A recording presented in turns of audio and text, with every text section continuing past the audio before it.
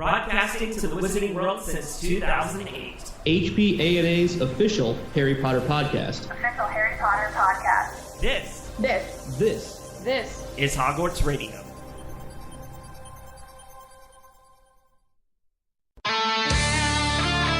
This is Hogwarts Radio, episode 212 for September 9th, 2018. Hogwarts Radio is HPANA.com's podcast discussing all things Harry Potter, Fantastic Beasts, and the rest of the Wizarding World. For the quickest up-to-date news on the franchise, make sure you check out HPANA.com. Hello, everyone, and this is Hogwarts Radio, broadcasting to Harry Potter fans worldwide since 2008. I'm Terrence Pinkston. I'm Bailey Riddle. I'm Luke Hogan. And I'm Gretchen Rush.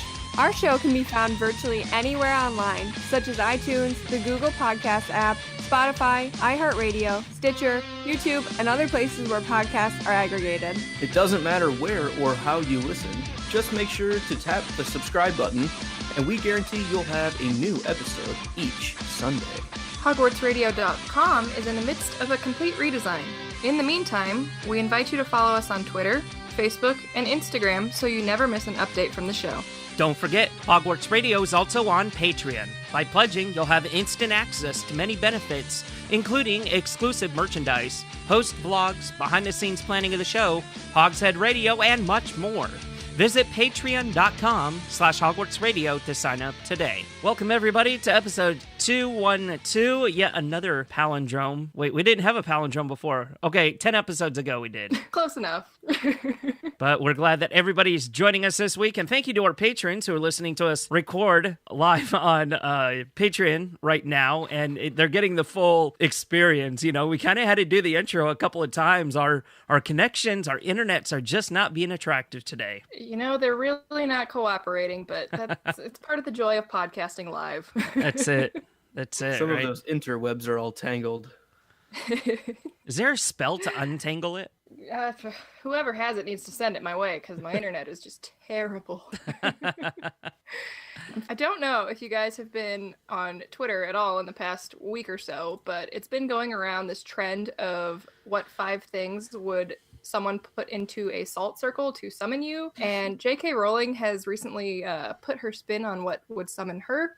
She says that a mug of tea, a black ink pen, big red chewing gum, a West Highland Terrier, and something stupid Trump said are the things you would need to put in a salt circle. So it got me thinking, what 5 things would summon us? Well, I'll kick it off first. Starbucks iced coffee, Mike and Ike, it's the candy, fast cars, watermelon, and Emma Watson. Oh, did I not say that one out loud enough? Emma Watson.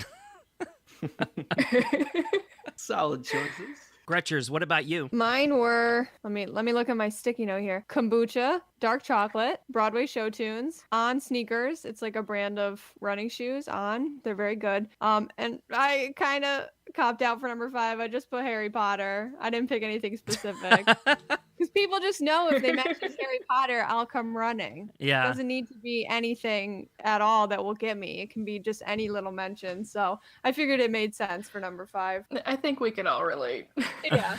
Bailey, what'd you pick? Let's see. I have books, coffee, bookish candles, tequila, and get ready to throw up over this one, guys, because my last one is Luke. Oh. The worst. Sorry, we're the worst. We're the worst. That's awful. I didn't even think of my boyfriend, so that's very nice of you. Sorry. Let me adjust my answers real quick. Yeah, good thing she went first. That could have been wrong. You can see, fair, actually, we knew that was I've already got coming. mine written. I'll drop the pen now.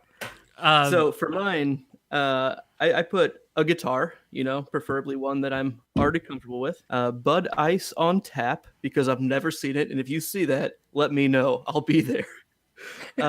New podcasting microphone, because I'm a gearhead. I like that stuff. And I'm going to go with Bluetooth headphones with Audible audio booking. And because we are literally the worst, Bailey, I guess.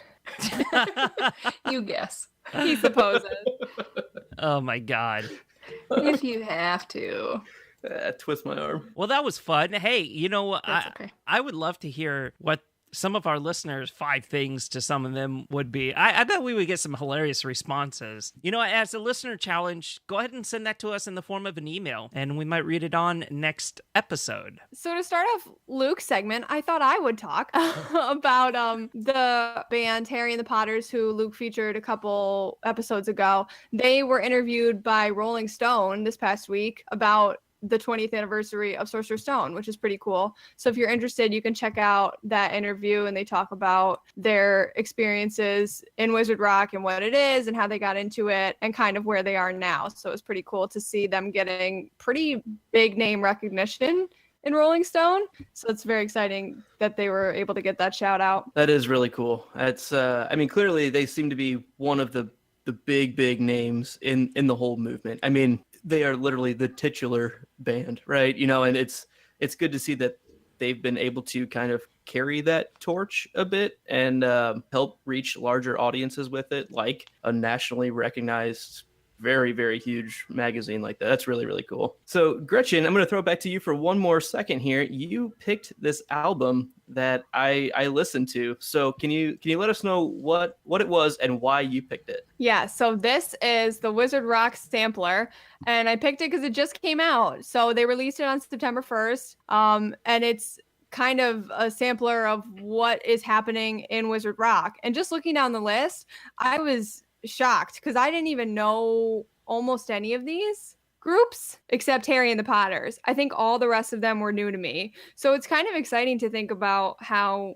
Wizard Rock is still being produced and made. Yeah, definitely. I mean, this was 21 songs by 21 different artists. And obviously I don't know a whole lot about the entire Wizard Rock community, but there were names that I hadn't seen come up on, votes that we've gotten on Twitter and in the Patreon discussions that we've had, or the Slack Patreon discussions we've had. So it was definitely really interesting, especially we've typically done single album by a single band, and I can kind of talk about the band themselves, but 21 different bands, it's kind of a different animal for one of these reviews. So it's going to be it's going to be longer than I usually do, but also maybe not as deep. But this album really, really kicks off hot with a thrash power metal song by the Arcadian called The Dementor's Kiss. I was leery going into a sampler album just in general because of how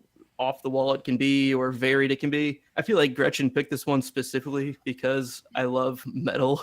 I don't even know if she knew, but I knew it by heart. Kicking off with that being the first song got me really jazzed for this album. It was a really, really rocking tune. As the kids would say, it was a banger, and it was good. I liked it. Definitely a great first song. And it follows up with a cover of Cake, The Distance. He's going the distance. But it was a parody cover by Eighth Horcrux. And really, really well done. Interesting lyrics that they put into it to make it work. And just overall very creative. Probably my favorite song lyrically was by Weatherby, and it was Baby Famous acoustic.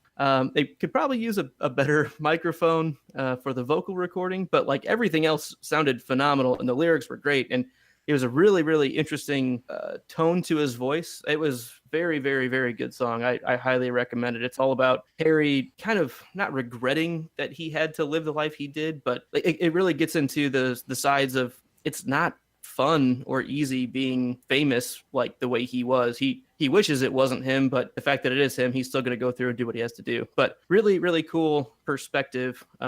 Harry Potter perspective in that song. We do have a solid 70s rock / late 90s alternative jam by Harry and the Potters called The Banality of Evil, demo for Albert Runcorn. This is, as Gretchen said, probably maybe the only big name in rock that's on the album. And it's Harry and the Potters. It's solid stuff. Once you get used to their style and everything, it's good. It's a good jam for sure. I think my favorite song musically for the album was Cast Aside by Creevy Crisis. It has some hints of like Soul Asylum or Gin Blossoms, and then like cranks into overdrive with some solid heavier riffs and extended vamping, which I really, really dig pretty hard. If you don't know, extended vamping means just soloing and guitar solos and things like that, which some people might think is excessive, but it's tastefully done. And I think the song is about Snape, and personally, screw Snape, but I love the song. And for more on that, another song gets to this pretty well. But see, Ronald Weasley and the Ukulele of Doom, they have a song on here called Jerk, and it pretty well lays out my feelings on Severus Snape. So it was nice to see that somebody was with me on that. So the final two songs on this album, one being A Rolling in Time by Nuclear Bubble Wrap, great band name, and At the End of the Night by Hawthorne and Holly, a pair of female singers that were very, very interesting and good. These two songs were like just a great bookend for the talent that's contained in this sampler album. Definitely check this album out. And it seems pretty clear to me that Wizard Rock is certainly still going strong, and it's really a great time for me to be getting involved in this whole scene, because it's going nowhere as far as I can tell. Did anyone else have a chance to listen to some of these songs? I didn't, but I wanted to ask. So the sampler, in my mind, that means a bunch of different like genres of music, like styles of music, is what I'm trying to say. Like with that, I mean, you said there was acoustic, there was a lot of heavy metal. I mean, was there really like anything else? Was there something? Was there anything really soft or? Absolutely. There were a couple love songs. There was one called "Love Song for Molly Weasley" by what were they called? How Airplanes Fly. Oh, it's called "Molly, I Loved You." There's one by Losing Laura called "Full Moon" about who we're going to talk about today, Remus Lupin. There's a band called Muggle Snuggle with a song called The Weasley Polka, and it goes through all of the Weasley's Wizard Wheezes items that they sell at their store, and it's definitely silly and fun, and does a pretty good job of covering all of the things that you would find in the joke shop. A lot of one-on-one guitar vocalist type things as well that we've seen a couple other of the albums that I've done so far. It's several of them seem, it's definitely like, hey, I'm just going to record this straight into my computer and that's just going to be it, which is fine. I think that fits the genre pretty well, because that's what we are. I'm standing in my house and we're recording a production thing. So I think it fits the audience and the community very well. Bailey, I know you listened to part of the album. I listened to the entire album today, and overall I really enjoyed quite a bit of it. There were a few songs I listened to and I was like, what on earth am I listening to? And why is this on here? But I think that this was a great album, and it's nice to see that there's still new rock music coming out. Yeah, after what, like 15, 16 years or so of Wizard Rock really blowing up on the scene. It's, like you said at the beginning, Luke, half of these bands you'd never heard of, and quite honestly, I hadn't either. I knew that after this series was over, there were a few that were hanging around, Swish and Flick, Hawthorne and Holly, but really, I never heard of Creevy Crisis or Weatherbees or Eighth Horcrux. It's cool. It's cool that the series is still inspiring music. And I wanted to ask the panel, what would you guys think if they came out with Fantastic Beast rock? There were a couple on this album that were right along with that. One being Queenie's Curse by the Blibbering Humdingers featuring Liam Vaughn. That was clearly about Queenie. I'm trying to think if there was another one. I feel like there may have been. The Newt Scamander parody song. Exactly. Yeah. The Cake cover parody of The Distance was called The Niffler. Newt is chasing the Niffler. It was good. I wonder if they stole that from us. So please join me on my rock exploration by sending in an album or artist suggestion to Twitter at LucaFerocious and at Hogwarts Radio using hashtag WRockList. And I'd appreciate it. Thanks. Are you a Wizarding Rock artist? Go ahead and send us a message. We'd love to hear from you. You can also listen along with Luke as he goes through the Wizarding Rock by following our Hogwarts Radio rock playlist on Spotify. Gretchen, what's up in the news this week? We had some pretty fun news. First of all, Pottery Barn has released a Harry Potter collection, which is very exciting. Representatives of the franchise commented on the partnership and said it's a way to create reimagined products that are on trend and accessible for today's modern fan. So it's going to be super hip. But it does look really cute. It looks like really great stuff that you would actually want in your home. There's some bean bags, there's luggage, cups, pendant lamp, some wallpaper, shirts. If you have a child or if you would like it for yourself, you can get the Hogwarts Express train bed from Pottery Barn Kids for only $2,000. That's high on my list for sure. It's a little steep. $2,000. That price is high on my list. Jesus. It's only $2,000, and I think it's totally worth it. A steal. It's a steal. Who would not want to? You put a price on happiness. You can't put a price on the Hogwarts Express. The real Hogwarts Express costs a lot more than $2,000. Oh yeah, way more. Let's be reasonable. Let's be real here. I think waking up every day and being like, I did it, I'm going to Hogwarts, it doesn't get better than that. So this collection is very cute. Did you guys take a look at it? I did. They have House Crest tumblers, a set of 4, the coasters set of 4, a table throw, a sorting hat quad server, that's cool, a golden snitch tidbit bowl, a house the tidbit candle. bowl is great. House candle, Hogwarts castle candle holder, and a candle pot carousel. This is cool. This is really neat. I want it all. This nursery stuff is cute too. For those of you that are expecting or wanting to expect or don't know you're expecting yet, this is really cool. I like the pillow that they have in the chair here. It's decorated really well. It's so cute. The little Can I quilt. say it's slightly disappointing that it's taken 20 years for Pottery Barn and Harry Potter to come together? I mean, come on. It should have been like year 2. Just me. They should just rename it Harry Pottery Barn. Harry Pottery Barn. I've done. That's it. Yeah, really cool stuff. I like a lot of this. And I am going to have to make it out to a Pottery Barn to check all this stuff out. Do they sell couch covers? Because that's what I need. I didn't Actually, Terrence, I think that most of this is online. Yeah, I don't know if you can buy it in store. Well, then that shoots down my idea of going to the store. I'm not going to Pottery Barn now. I'm going to go get my apothecary table from Pottery Barn. You show up with your wand and in robes, and they're like, Sir. This isn't Target where we do that kind of thing. Sir, please just go on our website. I am here. This is embarrassing. I am We did here that for no. you. I am here for no Harry Potter stuff. Where is it? But I'm really here for the Fine. Pottery Barn Christmas collection, because how epic would that be? That is so cool. That's what I've been not knowing that I was waiting for. Just show up with the Hogwarts letter in your hand. Hey, I'm here, sir. This is a Target circular. No.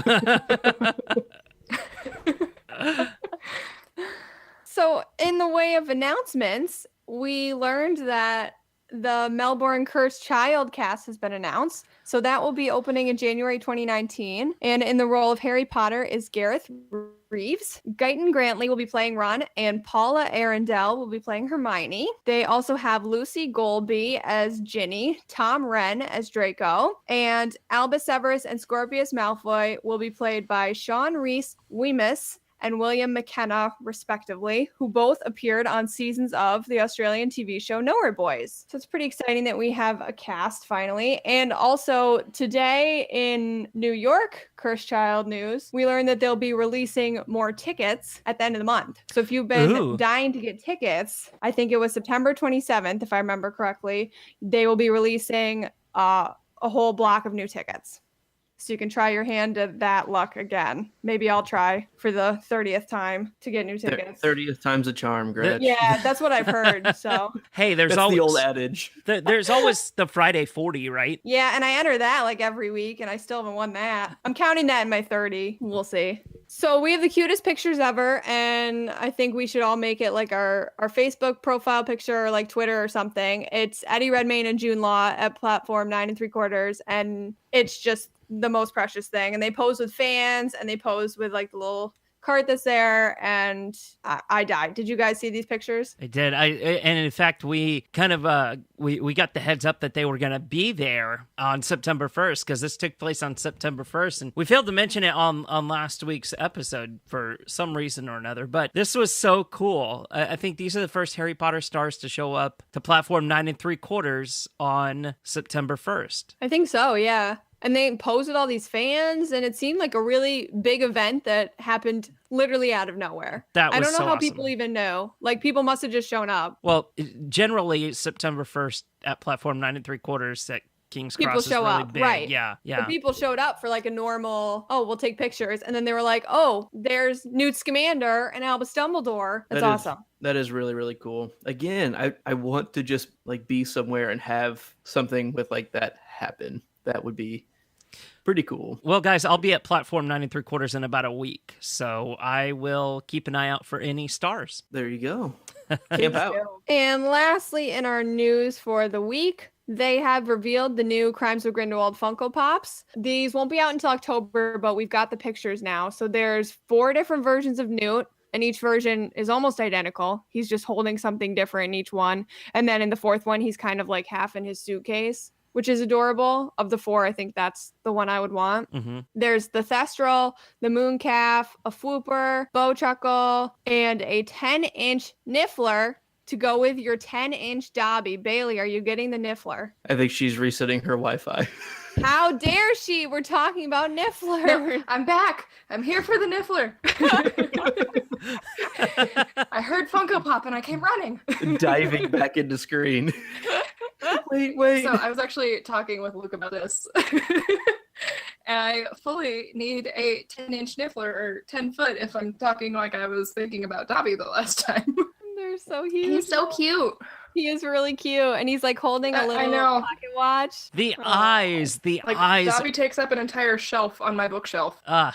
The eyes are just really unsettling to me. And I couldn't imagine this thing looking at me in the middle of the night. Your soul. I used to really hate Funko Pops because of their eyes, but I don't know. They came out with the Daenerys ones for Game of Thrones, and they grew on me. Speaking of the eyes, what's cool about the Grindelwald one is that he has the 2 different colored eyes. So one is white and one is black, which is like really unsettling. Well, all you need is a Sharpie to fix that. That's true. You could just handle that yourself. You could color his hair while you're at it, color the mustache, and then boom, you've got... I'm going to turn it back into Grave. Yeah, the Grindelwald eyes definitely freak me out. Yeah. I like the Mooncalf eyes. The Mooncalf, the blue, those just like piercing blue eyes. Yeah, they're adorable. I wonder... And the Thestral's really cool too. I really like the Thestral because I like Thestrals in general, but yeah, I'll likely be getting one of those to go with Smarmy.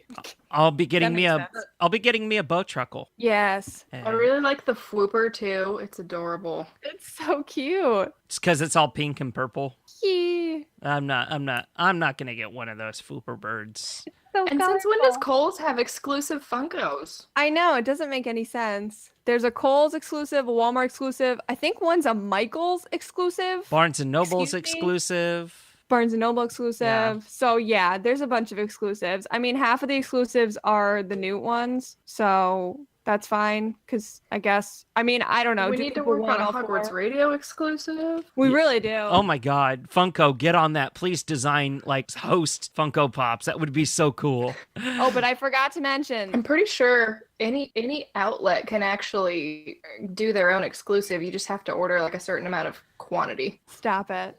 Stop. Stop right now. I'm giving Terrence ideas. 4,000 Funko Pops. Thank you, patrons. No, I'm kidding. Terrence is like, if I can have a Funko Pop of me, that's what's gonna happen. I would be creeped the hell out. I mean, can you imagine myself staring at myself in the middle of the night with those big old black eyes? Ugh, gross. Then we could just live stream with those on camera. Yes. That's not a bad idea. I think we can almost guarantee that we know somebody that's going to get a Flooper, being Tyler Starr of the Protego Foundation. He was going all out on Floopers, if I remember correctly. Yeah, definitely. But guys, there is also the Yumbledore Funko Pop. I forgot to mention. Woo-hoo. Girl, howdy. Yumbledore. Yumbledore. Bunch of Dumble Daddy. Bunch of chicks with daddy issues, I swear. Sorry. Jesus. Yippee. Actually, the I don't Yumbledore, get it. the Yumbledore one does look pretty cool as well. It's It's so just so cute. casual, He's got his hand in his pocket, his wand out. Yeah. It's a great 3-piece suit. He looks super fly. Yeah. Just a lack of auburn hair. Well, yeah. There's a nit to pick. I'll find it. You did it. You picked it.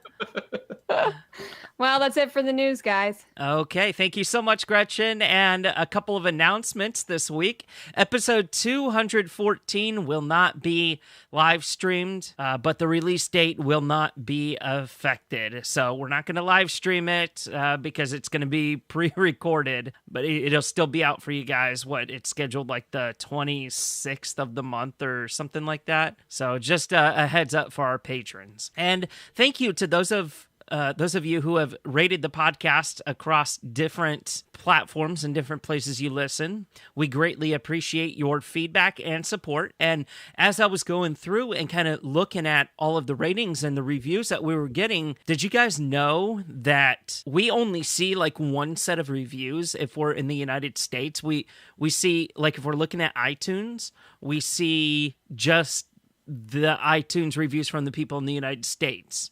And then iTunes Canada has something different, and it shows Canada reviews. So it's cool. I just figured that out by looking in a couple of spots today. Watched a couple of YouTube videos on how to do that. So it's really neat that we get reviews from all over the world. Of course, people listen to the show all over the world, but these different platforms, we're able to see all those reviews. So thank you so much. Yeah, thank you. That's it's always crazy thinking about. There's even G, who's one of our close friends, is overseas, and it's just so cool being able to connect with people like that. It's not something you would typically be able to do if I was just sitting in my living room talking to somebody across the street even. It's just kind of extra cool. And shout out to G, who's listening to us live on Patreon right now. What's up? What's up? All right, guys, let's move into our discussion. Let's wrap up the Marauder series with Remus Lupin. While I read some social media reactions from some of our listeners, I want to ask the hosts, how would we describe Remus? So, like I said, we had some fun on Twitter the other day and posted the tweet, Remus Lupin is blank, to gauge some responses.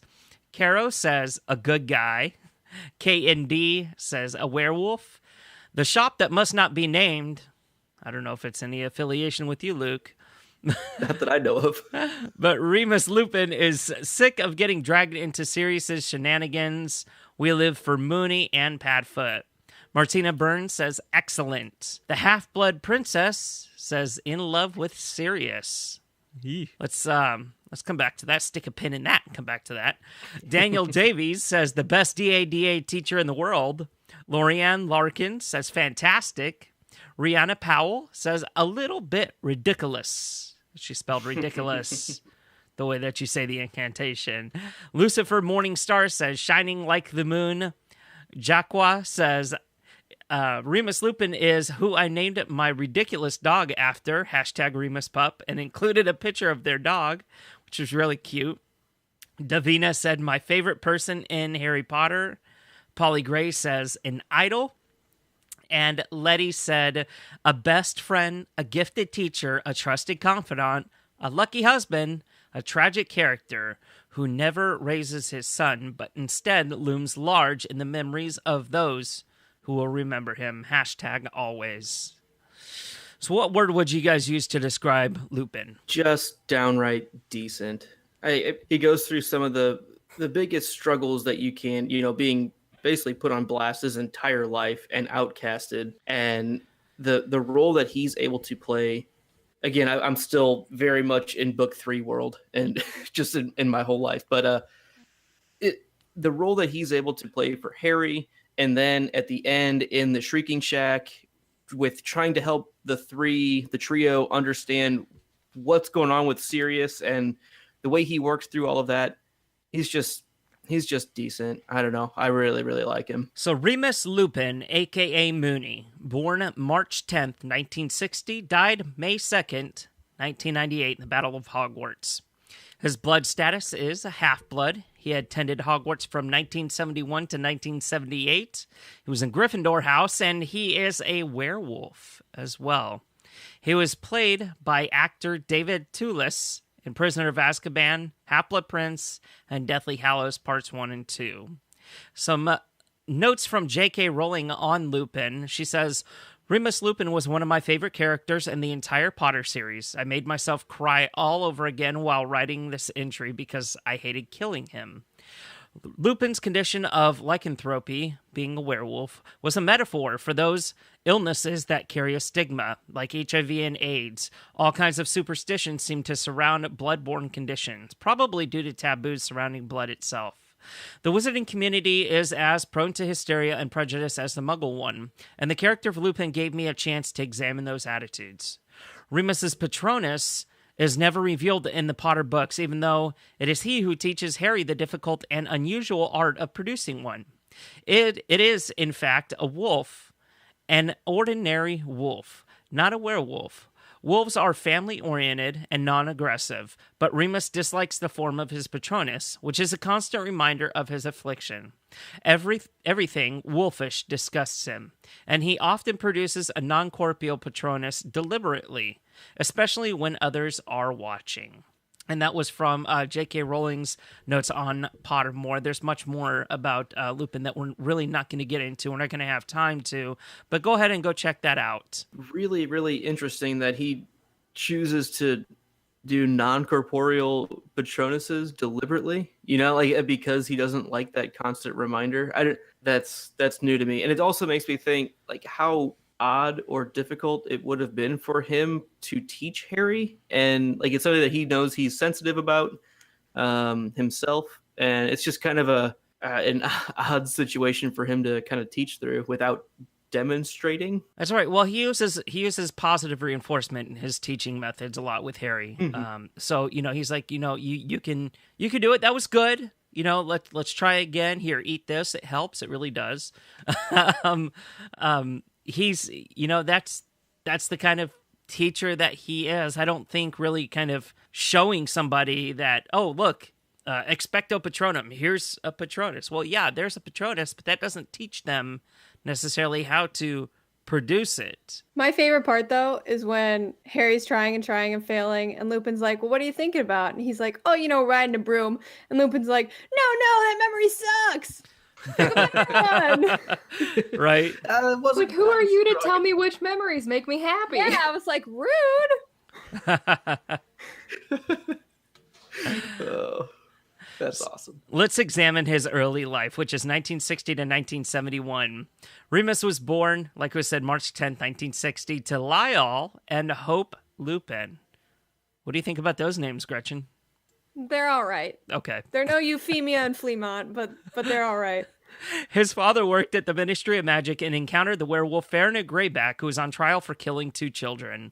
Lyle was the only one in the court to realize that Greyback was a werewolf, as Greyback pretended to be a Muggle tramp. Outraged when Greyback was released, he voiced the opinion that Greyback deserved nothing but death.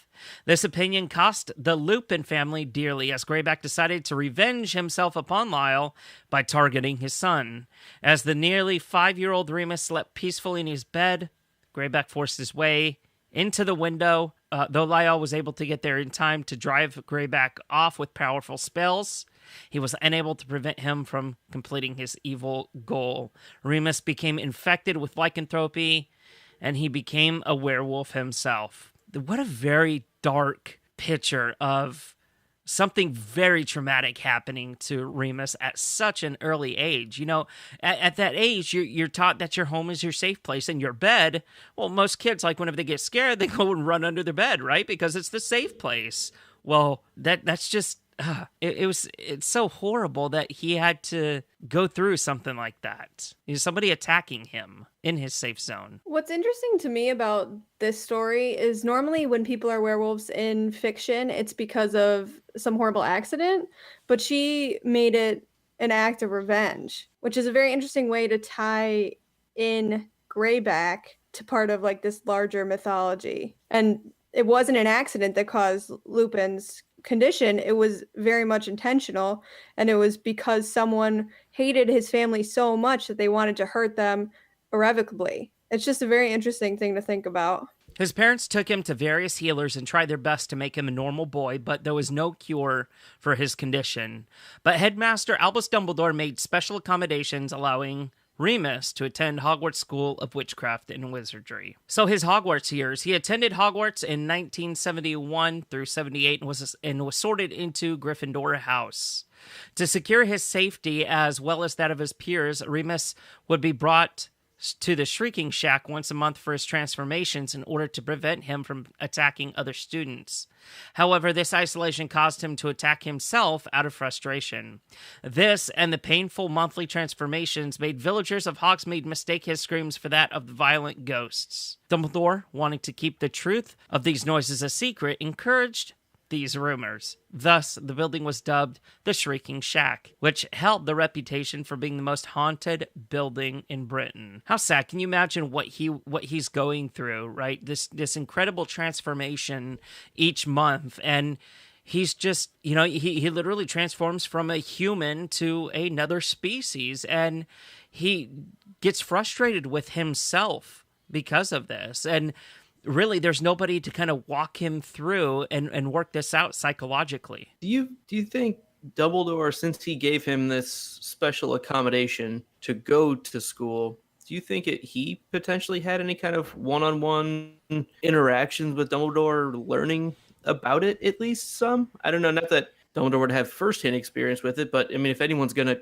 kind of understand, it seems like either Dumbledore or even Hagrid being around, who kind of goes through a little bit similar types of outcasting due to his own inherent nature, could maybe help, guide and give some advice at least. What do you think? That's I don't know. It's like okay, so we don't know if anyone else besides Greyback that had the same condition. And Greyback sure as hell isn't going to go and talk to Lupin and say, hey, you know what, this is what you're going through. It's okay. It'll be okay.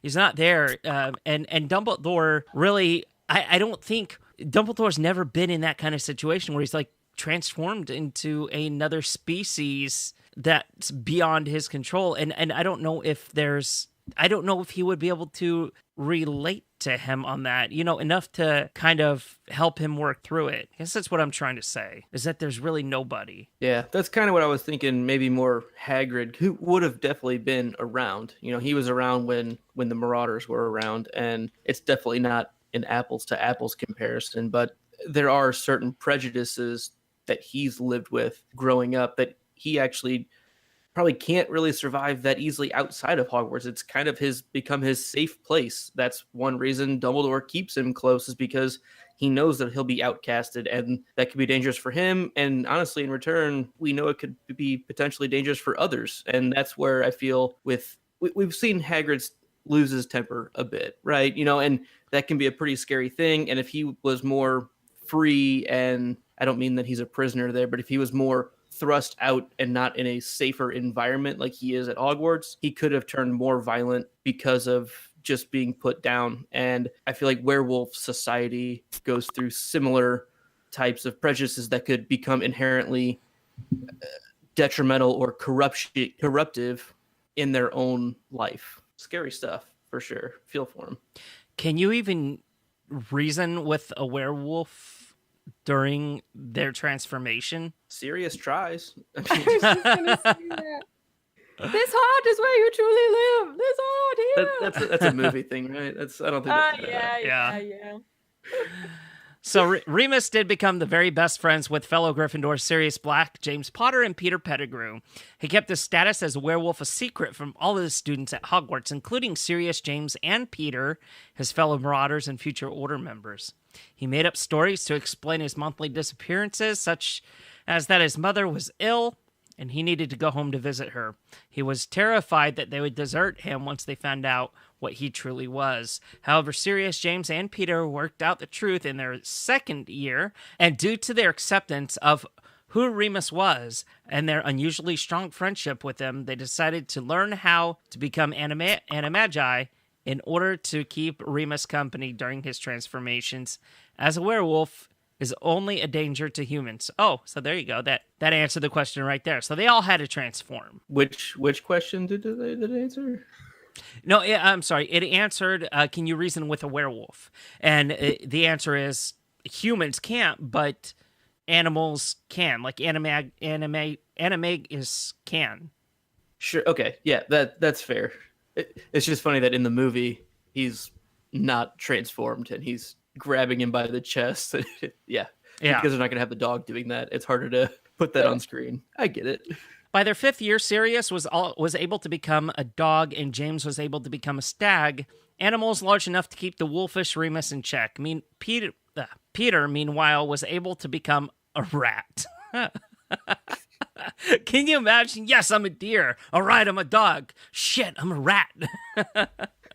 and James and Sirius were like, dude, that's so useful. We're awesome. Like, they just played up just so it's not like, that was kind of a waste of time. No, man, a rat is cool. Rats are cool. Yeah. Hey, you know what's funny is that whenever Sirius was on the run, what was he eating? He was eating rats, right? As a dog, right? Yeah. Rough. Yeah. Literally rough. Was that a dog pun, Gretchen? Yeah. You know me, love a good dog pun. Gretchen dad jokes. Get ready. So once a month during the full moon, the Marauders would sneak out of the castle under James' invisibility cloak, transform and get into the Whomping Willow, walk down the tunnel, and meet up with Remus in the Shrieking Shack. Under their influence, Lupin became tame. His body was still a wolf's, but his mind became less so when he was among them. The 4 of them soon left the Whomping Willow and would roam along the school grounds and Hogsmeade by night. Eventually, this group of friends came to call themselves the Marauders, and Remus's friends nicknamed him the Moony because of his transformations during every full moon. So this is so cool because they all transformed. They're like, it's morphin' time, right? And they got into their transfigured states, and they would roam Hogsmeade. I can imagine some of the people being scared. Yeah, picture that. A deer, a dog, a wolf, and a rat. Do you think Peter would ride on James's back or something? Probably. He wouldn't want to get stepped on. Who's taking Peter? Who's taking the rat? Who's got Peter this time? Oh man, I had him last time. Has anyone seen Peter? Where'd you leave him?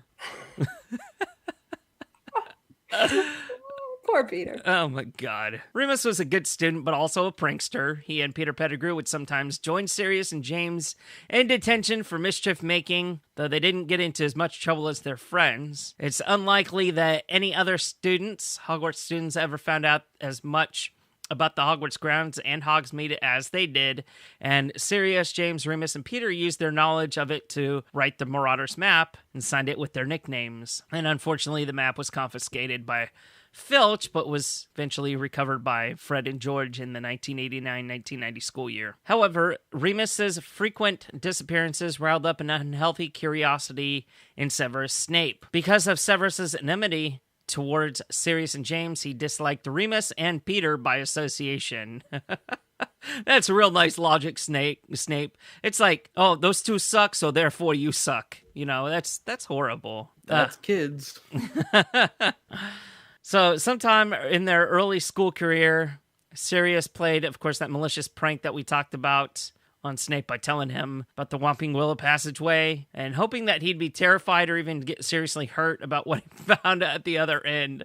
James, who hated Snape, was able to stop him and save his life in the nick of time, but Snape still uncovered Remus's secret, seeing him at the end of the passage. So Remus was also a prefect while he was at Hogwarts. Although he had trouble exercising discipline over his dearest friends, he claims Dumbledore hoped he could exert control over them as a prefect. Sirius later tells Harry that Remus wasn't an idiot like his friends because he was never cruel to Snape, but Remus admitted that he regretted that he had never stepped in to stop it. Bystander, right there. Yeah, guilty by association. I feel like it's always kind of funny that in the introduction of Hagrid, where Hagrid is talking to Harry and he says that basically both your mom and dad were head boy and head girl of their year. Is that true? Like, if we don't know a lot about the prefect system, but I think it's kind of understood that you have to be a prefect before you can become a head boy. Yeah, we read that in James. It was like weird situation because he hadn't been a prefect, but he cleaned up his act so much that Dumbledore was like, "Oh yes, now you're head boy." Like okay. I think it's ridiculous. But yeah, I think I missed that episode because that's always stood out to me as being like, was Hagrid just kind of dumb being Hagrid? Nice? Like book one Hagrid is really dumb. To be fair, book one Hagrid is very, very dumb, and it's rough reading it. Like book 2 on, it's the Hagrid we all love, but book 1 can be pretty rough. He was there for plot in book 1. She was like, this guy'll never come back in the other. He's gonna be wrong about everything. So yeah, James was never head boy. It was more of like he was the popular boy. He was the head boy in the sense that they liked him. Right. And his best friend was head boy. That's my headcanon. I don't care what I'm with you. Well, let's talk after Hogwarts. So the First Wizarding War from 1978 to 1981. Shortly after Hogwarts, Remus and the gang joined the Order of the Phoenix to stand up against Voldemort.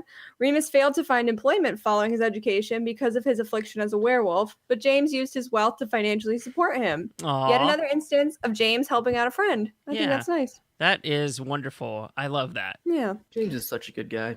Such a good guy. Such a great guy. We always thought that. I bet his kids are right on point.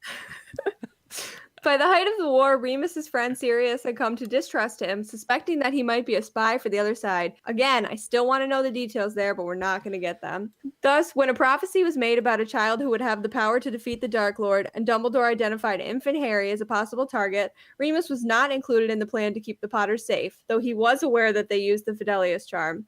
James and Lily Potter wanted to use Sirius as their secret keeper, but Sirius thought that was too obvious and suggested Peter Pettigrew instead, which would be a unpredictable move, him being known for his measly empty-headedness. Neither Dumbledore nor Lupin knew of this switch. At the time of Lily and James's death, Lupin was in the north of the country on Order of the Phoenix business when he discovered what had apparently happened. This was one of the most traumatic events of Remus's life, especially since within the next day, he would also be losing his other two best friends, Sirius being imprisoned and Pettigrew apparently being murdered by Sirius. Yeah, can you imagine going through that? Like losing, 3 of your best friends within the same amount of time? I mean, these are people that really went to bat for him, that he grew up with, and in an instant, they're all gone. It's sad. I bet this was a dark time in his life. Yeah. Well, let's talk about it. So, between the wars, 1981 to 1994. After Voldemort's first downfall, the Order of the Phoenix disbanded, and members returned to their busy lives with their families. Lupin, however, was left lonely and unhappy. 2 of his 3 best friends were dead. 1 was in prison for mass murder. His mother had died, and he refused to spoil his father's peaceful existence by returning to live with him. Wow.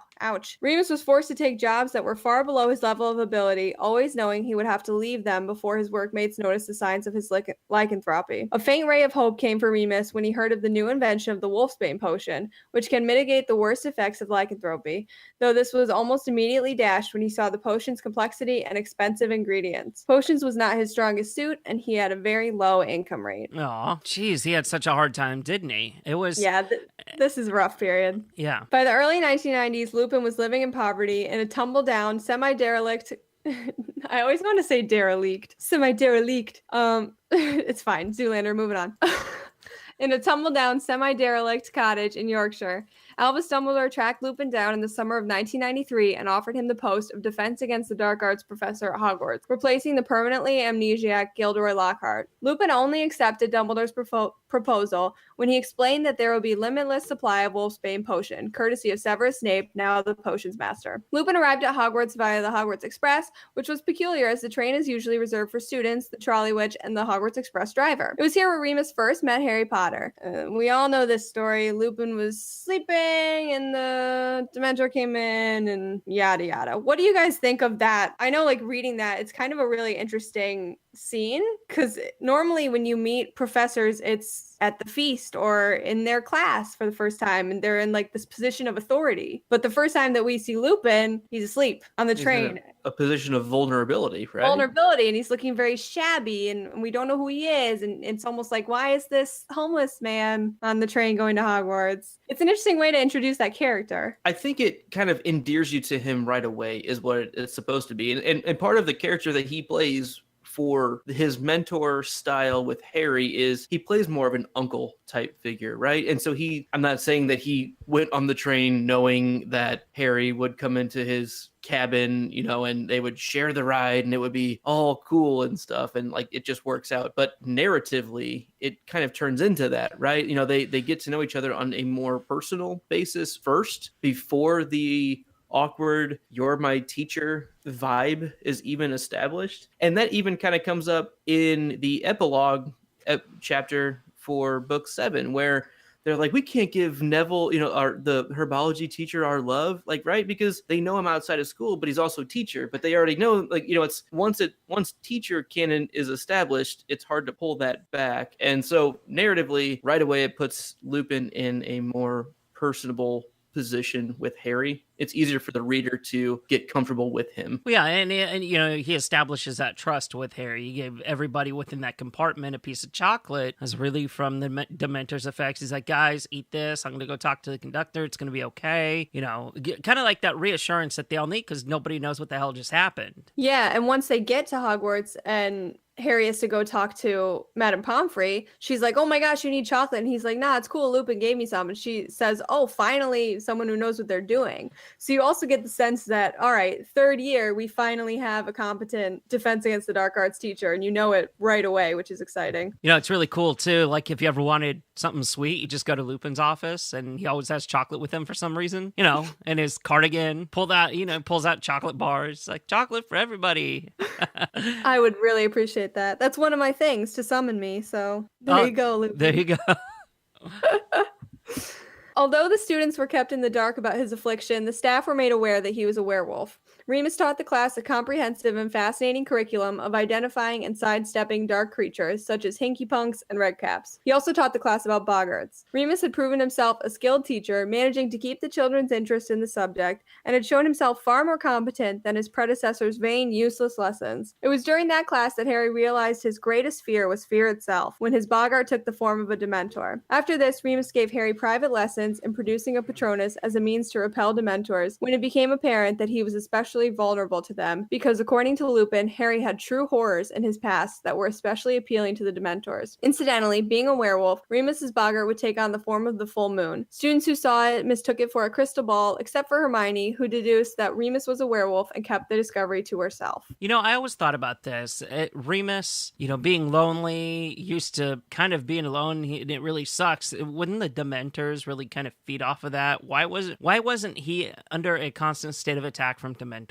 But I don't know. I feel like the Dementors theoretically are there to do a job, so you would think they're restraining themselves somewhat. But yeah, I feel like if I was Lupin and like things had not been going my way for a very long time, and then suddenly I was surrounded by Dementors, I would just be like, I'd be down in the chocolate. Or I wonder if like his because he turns into a werewolf each month. Or wait, no, he didn't while he was at Hogwarts. Right. Okay, well, never mind. What I was going to ask was if he was turning into a werewolf like once a month.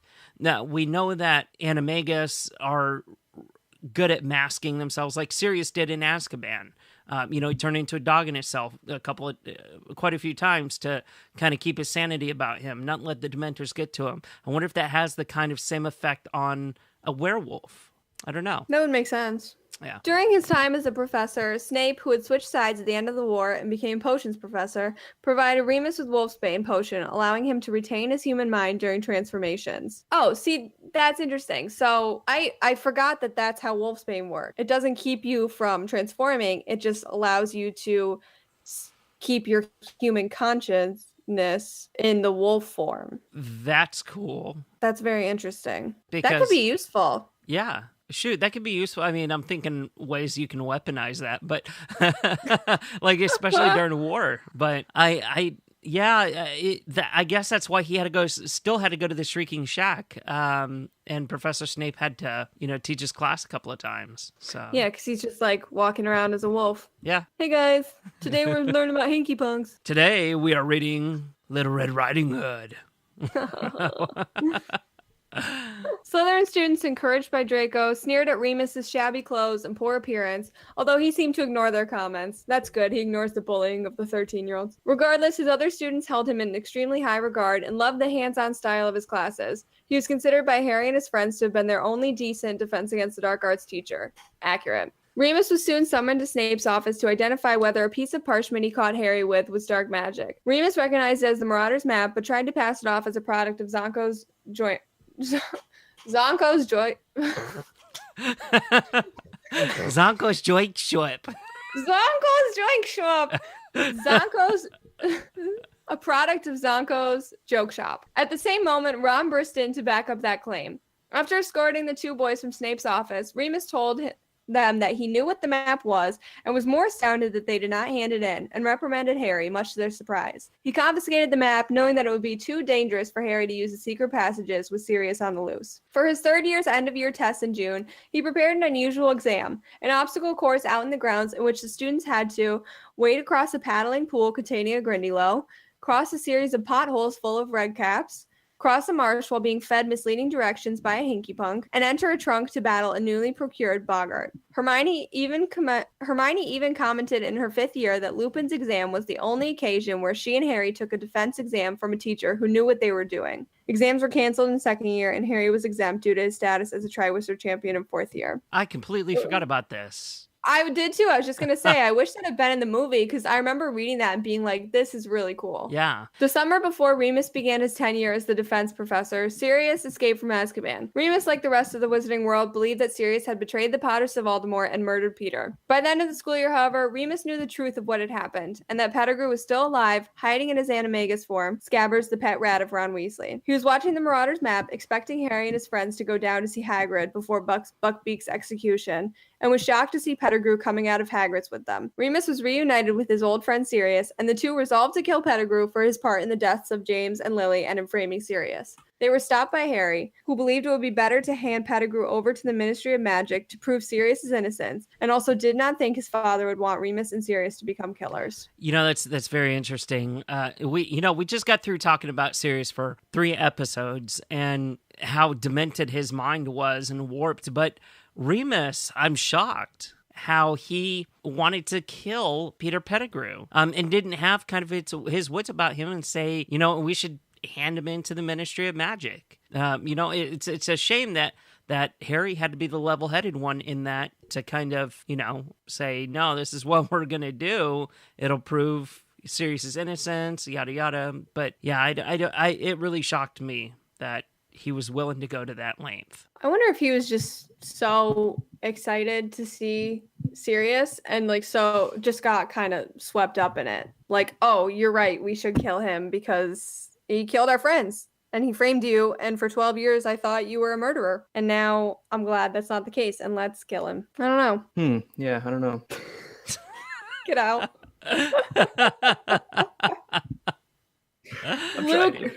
Luke, why do you think Remus went along with Sirius's plan to kill Pettigrew when they both were like, yeah, let's do it? Because, think about putting yourself in that spot, right? You just found out your literal best friend in the entire world that you have left is actually innocent, and it all makes sense to you now. He understands the whole story now, essentially, and it was confirmed when he sees Peter's name on the map. And he sees this now, and he feels all of that injustice that Sirius has gone through. Himself being a prime person that would understand not being given a chance and just kind of, again, being outcasted. And it seems a little extreme, I know, but in that first moment of, okay, well, this is the guy that literally took 2 of our actual best friends ever away. And we know that James played more of a best friend role than it's even played up in the books. Especially for Mooney, he never had anybody actually accept him before. I feel like it was James was the one that led that whole group. I feel like he is the Danny Zuko. He is the guy, right?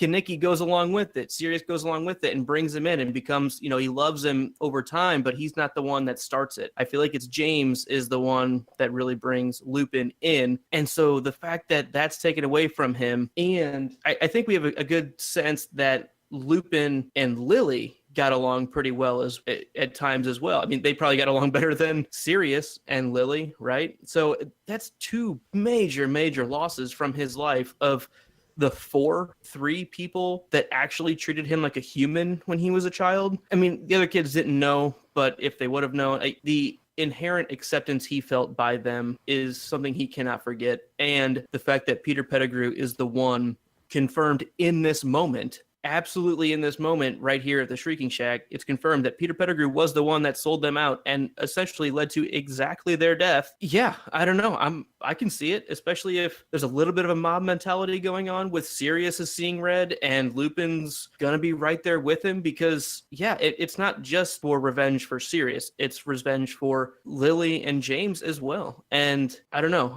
I'm not too surprised by it, I think. So I don't know. It's difficult, but I don't think it's that far-fetched. That night happened to be a full moon, and Remus transformed into a werewolf, having forgotten to take the Wolfsbane potion. Sirius was forced to turn into his animagus form to protect Harry, Hermione, and Ron from Remus. In the chaos, Pettigrew unfortunately escaped and would later return to his master. Once in the forest, Lupin proceeded to attack Harry and Hermione, but was stopped by Buckbeak the Hippogriff. After the attempted attack on Harry and Hermione, Remus spent the rest of the night deep in the Forbidden Forest. After the danger had passed, Remus resigned from his position when parents learned that he was a werewolf. His sudden resignation was much to the regret of the majority of the Hogwarts students and staff, who had all grown deeply fond of him. Harry in particular begged him earnestly to stay, declaring that he was the best defense against the dark arts teacher they had ever had. Remus simply shook his head, handed him the Marauder's map, and returned the invisibility cloak that was left at the Shrieking Shack, and told him that it had been a real pleasure teaching him, and that he was perfectly sure they would meet again. He sent a letter to his successor informing him of what he taught Harry and the others, but it was intercepted. This is another sad part of Lupin's condition, right? Because of something that's beyond his control. The prejudice of the wizarding world wins in this instance. And, he is forced to resign. I'm sure that he didn't want to resign. But, at the same time, it's just sad that there's this hatred towards people with his condition, And this has a lot of real life parallels too. I can't remember if it was this year or last year, but there was a teacher recently who in her opening day slideshow, so it must have been last year at the beginning of school, she showed pictures of herself and I think it was her wife or partner, I can't remember if they were married or not, and she was fired. The parents freaked out because they said it was inappropriate, and it was just a normal picture that if any straight couple had shown the same picture, it would not have been an issue. Right. So it was very clearly an attack on who she was, and she lost her job over it. So it's a similar thing with Remus. People find out and they freak out, and then even though he was no harm to the students and they have a total misconception of what it even means to be a werewolf, they don't understand what it is, and they only understand the stigma of it, and he lost his job over it, and he has to go back to kind of that vagabond life of wandering from job to job and not doing what he is very good at. He's a great teacher, and he deserves to be at Hogwarts. So one quick note on one of the final things that we said on that section. Anytime JK drops a specific date in the books and does something like this, I feel it's our duty to check. So we know that this date was June 6th, 1993, correct? Mm-hmm. Or 94. One of the two, right? Because 91 was book 1, 92. 1, 2, 2 to 3, 3 to 4. So it would have been 4. Right. So this would be in 94 now. Mm-hmm. 94, so, yeah. June 6th, 1994. And we know the date set. I only know this because it was my trivia question for our end of book spectacular, because it's based off of Buckbeak's execution date. It's set for the 6th of June, is what it says at the very beginning of that chapter. Oh, yeah. And then there's 6 chapters in a row that are all the same calendar day. And so June 6th, 1994, not a full moon. It's just not. There was a new moon on the 8th. Okay, so it's very, very much not lunar calendar accurate story. So let me ask: because I don't know, but is it the same in is it the same kind of like, do we have new moon or crescent moon or whatever in, like, let's say St. Louis as there is in London? Yes. Okay. Just wondering. That stays consistent. I need to brush up on my astronomy.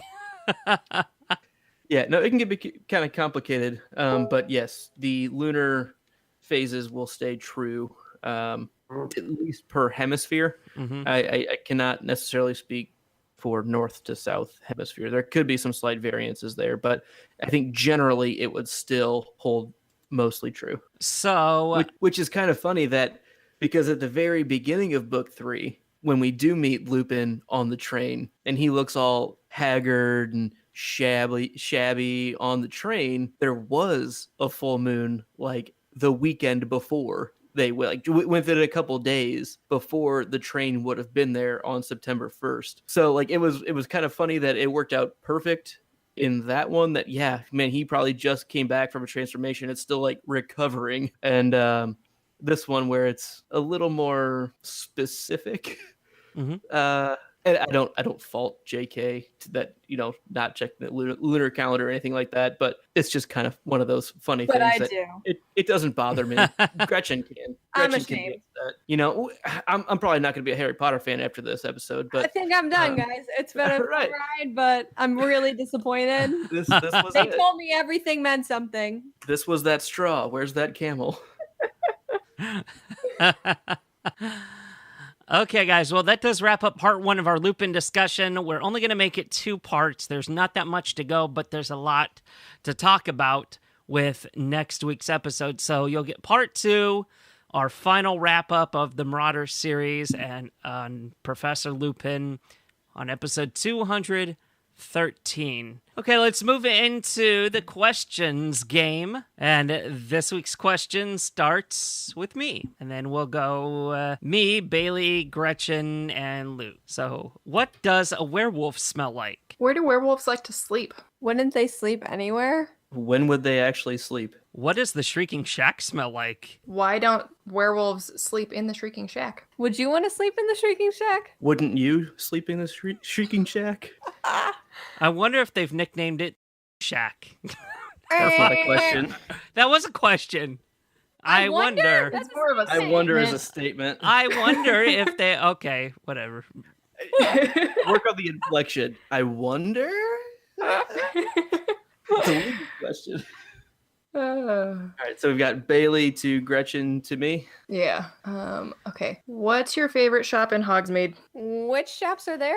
When was the last time you were there? When was the last time anyone was in Hogsmeade? How do I get to Hogsmeade? Where the hell is Hogsmeade? Where does the train pick you up? I don't remember. God, Gretchen. This is so difficult. Gretchen should have said, "Isn't it at the station?" All right. Bailey and Luke, head to head. Ooh. Oh, jeez. Which train would you take to Hogsmeade? How many trains are there? Who wouldn't take all of the trains there? Can't you only take one train? Why would you take more than one train? Why would anyone try to take more than one train? Isn't that basically impossible? Why do you want to connect trains? Who said we were connecting trains? Isn't that how taking more than one train works? What are you talking about? Why don't we go into Hogwarts? Wouldn't you like to go to Hogwarts? Yep. Hey, Yeah, Luke. I could maybe concede that was kind of a bullshit question. I was like, where do I go from here? I'll let the other two be the judge on that. I didn't feel great about it, so That's okay. I think we'll give this one to you. Why not? Yeah, that's a good round. That's Fun. a tough game. Fun times. That is. It's really good. Well, thank you to all of our patrons who support us. And if you're not a patron, head over to patreon.com/Hogwarts Radio to get started today. And gosh, I love the interactions that we have with some of our patrons and our Slack channel. I think that's where a lot of our good ideas come from nowadays. Thank God. Wouldn't you appreciate having Patreon? No, we're done playing the We're done with the questions game, Luke. Stop it Slack now. is the best. I just got in the roll. I just got in the roll. No, I love the Slack chat. I also love the live stream chats that we're doing with patrons as well. Like hanging out here in the chat with Sydney and G. It's awesome. It's really, really cool to be able to live chat while we're talking about things and get more, information. Like Sydney had a really cool thing that when we were talking about Animagus, she said, I love that Hogwarts Mystery had an Animagus feature last week. It was so cringy, but I'm a cat now, so... I only picked up on that on the very last bit of it, and I didn't finish the challenge in time. I didn't finish either, and I didn't get to be a prefect either. And now going into year 5, that actually matters, being a prefect or not. So I'm pretty upset about it. Well, that's embarrassing. I am embarrassed for myself. I can't believe you admitted that on national. We're embarrassed for you. National radio, National Public Radio here. National Hogwarts Radio. I'm sorry, Mom and Dad. National Potter Radio. That's what NPR really stands for, folks. National Potter Radio. Well, as a reminder, you can stay up to date with us over on Twitter and Facebook and Instagram. And also, don't forget to subscribe. Very important, wherever you get your podcasts. Thank you so much, everybody, for tuning in. Once again, I'm Terrence Pinkston. I'm Bailey Riddle. I'm Luke Hogan. And I'm Gretchen Rush. And that does it for episode 212. We'll be back next week with episode 213. Bye? Question mark? See you then? What? I'm Ron Burgundy. You will read literally anything you put on the teleprompter. You stay classy, Hogwarts. Feed your Potter addiction? Feed my what? Go Potter yourself, San Diego? Stay classy, Hogwarts. Harry Pottery Barn? That was bloody brilliant. Codswallop. Stay classy, Hogwarts. I'm petitioning for that to be the episode title. That has to be it. That has to be it, yeah. That's the only option. Oh my God. Cindy says, have a good night, guys. Stop trying to get me to spend money, Sydney. Okay, I have some post-production. Sorry, I can't. This is as good as the Gallon Challenge. He's losing it. What about the world's strongest hoe? I'm crying. Okay, we have some post-production work that we need to do. I think someone slapped him happy. You need to send him to St. Mungo's. Oh my God, somebody hit me with Rick Emperor or something.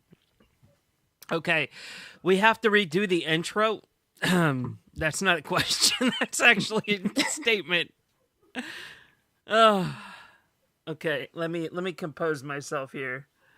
Wipe away the tears. Did you say wipe away the tears or white boy tears? That's the name of his next rap album. White Boy Tears.